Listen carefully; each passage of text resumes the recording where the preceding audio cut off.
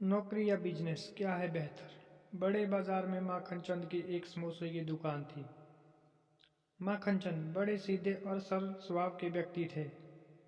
उनका एक बेटा भी था। दुकान के एक कोने पर माखन चंद समोसे तलते रहते और दूसरे कोने पर उनका बेटा पैसे लेन देन का हिसाब करता था। दुकान के सामने एक बड़ी सॉफ्टवेयर कंपनी थी। कंपनी में दोपहर को जब लंच का समय होता तो कंपनी के लोग अक्सर माखन चंद की दुकान पर समोसे खाने आते थे। हुआ यूं कि एक दिन कंपनी के मैनेजर महेंद्र बाबू समोसे खाने आए। खाते खाते महेंद्र बाबू को कुछ मजाक सूझा और वो माखन चंद से बोले, भाई, समोसे तो आप बहुत ही बढ़िया बनाते हो और दुकान भी आपकी काफ़ी अच्छी चलती है, लेकिन तुम्हें नहीं लगता कि ये समोसे बेचकर तुम अपना कीमती वक्त खराब कर रहे हो?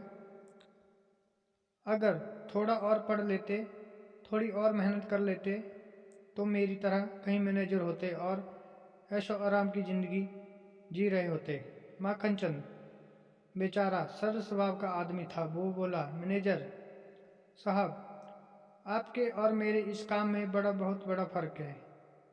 आगे माखन चंद बोले, आपको याद होगा आज से करीब 10 साल पहले आप इस कंपनी में एक जूनियर के पद पर आए थे।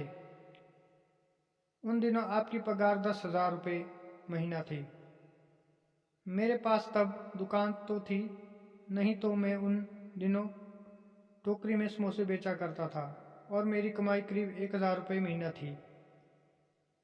आज 10 साल बाद आप मैनेजर बन गए और आपकी पगार 50,000।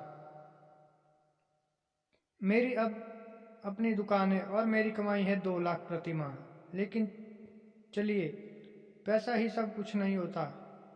आपने अपने जीवन में जो मेहनत की है वो आपको बेटे के काम नहीं आएगी, वो आपको मालिक के बच्चों को काम आएगी। जब मेरा बेटा बड़ा होगा तो वो मेरी दुकान को संभालेगा और उसे कोई संघर्ष नहीं करना पड़ेगा। मैंने मेहनत करके अपनी दुकान को बड़ा बनाया है और ये सब मेरे बेटे को मिलेगा। वो आराम से मेरा बिजनेस आगे बढ़ाएगा। लेकिन आप तो अपने बेटे को सीधा मैनेजर पद पर नहीं बिठा सकते। आपके बेटे तो फिर से वही जूनियर पद से मेहनत करनी पड़ेगी जो आपने की है। आपकी मेहनत का उसे ज़्यादा फायदा नहीं मिल पाएगा। झेपे से महेंद्र बाबू बिना कुछ बोले समोसे के पैसे देकर वापस कंपनी रवाना हो लिए। दोस्तों, इस कहानी में नौकरी और बिजनेस की एक तर्कसंगत तुलना की गई है। हम ये नहीं कहते हैं कि नौकरी करना बुरा है। दरअसल नौकरी भी अच्छी है और अच्छाई बुराई तो हर काम में होती है, लेकिन बिजनेस नौकरी से कैसे उत्तम है ये आप इस कहानी में बताई गई है। ये कहानी बड़ी ही मनोरंजक है जो हर उम्र के लोगों को पसंद आएगी। तो चलिए, कहानी पढ़ने के बाद नीचे कमेंट बॉक्स में जाइए और अपना कीमती कमेंट हमें लिखकर भेजिए। आपके कमेंट हमें और अच्छा लिखने को उत्साहित करते हैं।